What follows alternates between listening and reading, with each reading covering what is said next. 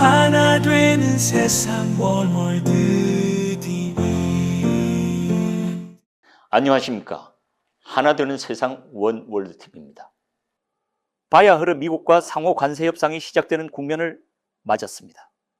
정부는 최상목 부총리 겸 기획재정부 장관, 안덕근 산업통상자원부 장관으로 협상단을 꾸려 이번 주 미국으로 간다고 언론은 보도하고 있습니다. 그러나 협상단 구성을 보면서 의아한 생각을 떨칠 수 없었습니다. 그것은 과연 정부 협상단이 최고의 팀인가 하는 의문 때문입니다. 우리 정부 협상단을 기다리고 있는 미국 협상팀의 최고의 인사는 트럼프 대통령입니다. 협상의 큰 그림은 그분으로부터 나옵니다. 우리 협상단은 협상장에서 마주 앉게 될 스콧 베센트 미국 재무장관이 아니라 뒤에서 조종하는 트럼프를 상대해야 합니다.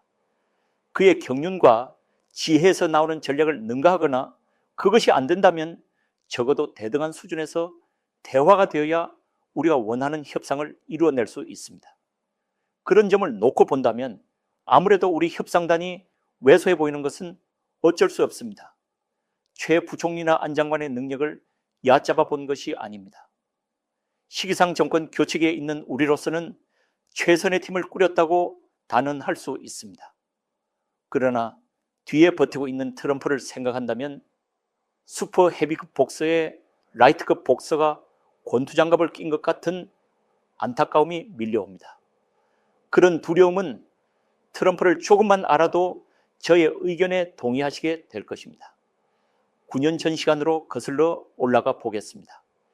지난 2016년 국내 한 언론에는 트럼프의 인터뷰가 실렸습니다. 그 내용 중 트럼프의 이런 말이 있습니다. 나는 일주일에 28시간을 잠자고 28시간을 독서한다. 여러분은 어떤 노력을 하시는가? 한국인은 그를 부동산업자로만 알고 있지만 사실은 독서광입니다.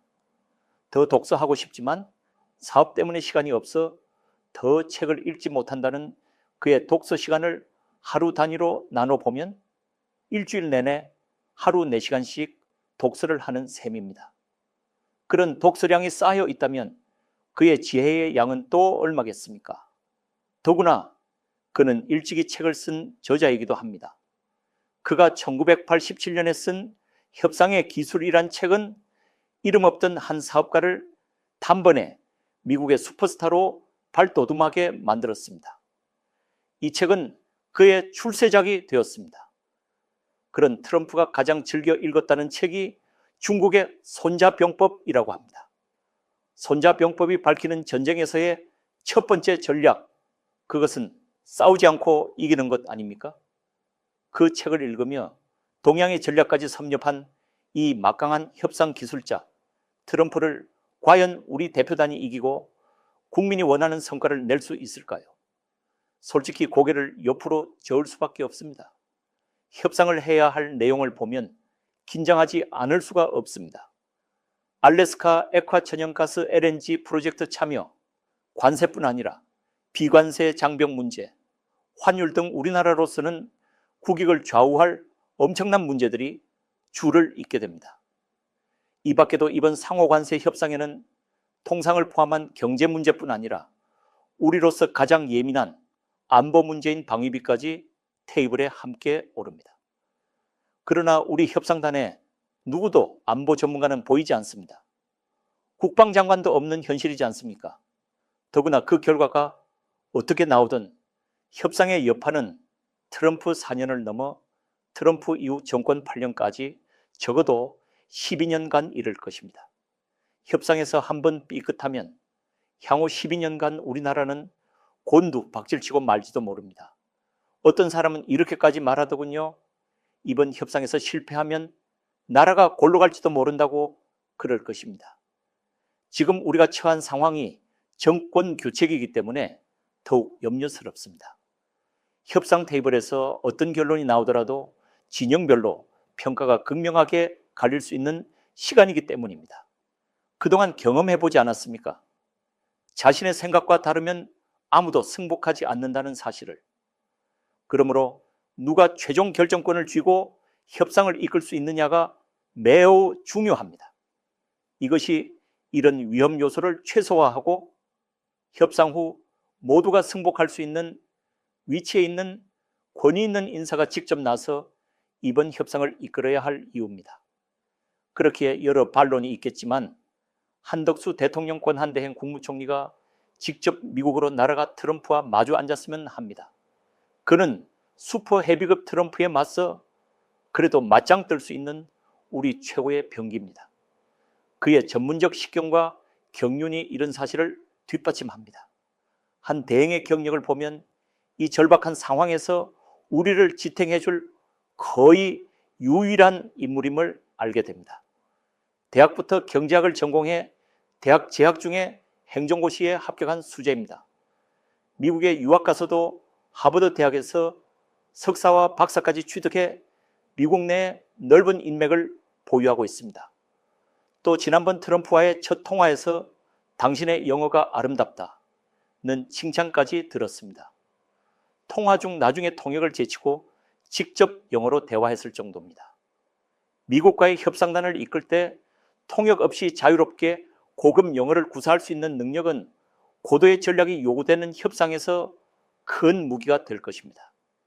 그는 정부에 들어와 상공부, 상공자원부, 통상산업부에 근무하면서 밑바닥에서부터 통상을 공부했고 드디어 우리나라 초대 통상교섭본부장을 맡았습니다. 거기에다 통상산업부 차관을 거쳐 주미대사로 미국을 경험했고 노무현 대통령 때와 윤석열 대통령 시절 두 차례 국무총리를 거쳐 진보와 보수 쪽 사람들과도 두터운 인맥을 쌓았습니다. 그러므로 통상을 시작으로 안보까지 두루 깊이 있는 지식과 경륜을 쌓아 변덕스럽고 어디로 튈지 모르는 트럼프를 상대하는 데 가장 적격자로 꼽힐 수 있을 것입니다. 최선의 무기를 두고 차선의 무기로 상대와 겨눌 필요는 없겠지요. 더구나 지난 트럼프와의 통화만으로도 그와 상당히 만족스러운 대화를 나눈 것으로 알려져 이미 그와 마주 앉을 만한 정서적 여건도 마련된 듯합니다. 그러므로 미국과의 협상을 앞두고 한 대행 자신이 약속한 대로 트럼프 대통령과 만나 직접 소통을 해야 합니다. 그러므로 한 대행은 반드시 이번 협상단을 이끌고 미국을 가셔야 합니다.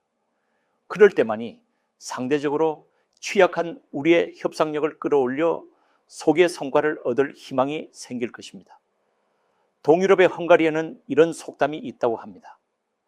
1988년 헝가리의 그로스 서기장을 만났을 때 제게 들려준 속담입니다. 우리와 국교도 없던 헝가리 최고 지도자가 당시 노태우 대통령을 만나고 싶다면서 한 말이었지요. 헝가리에서는 사람이 서로 가깝게 되고자 할 때 명함 주고받는 것으로 그치지 않습니다. 직접 만나 눈과 입을 맞추고 코로 냄새를 맡아봅니다. 한 대행과 트럼프가 직접 얼굴을 마주한 채 그렇게 한다면 그 협상은 기대해도 되겠지요. 지금까지 원월드TV 논평이었습니다. 하나 되는 세상 원월드TV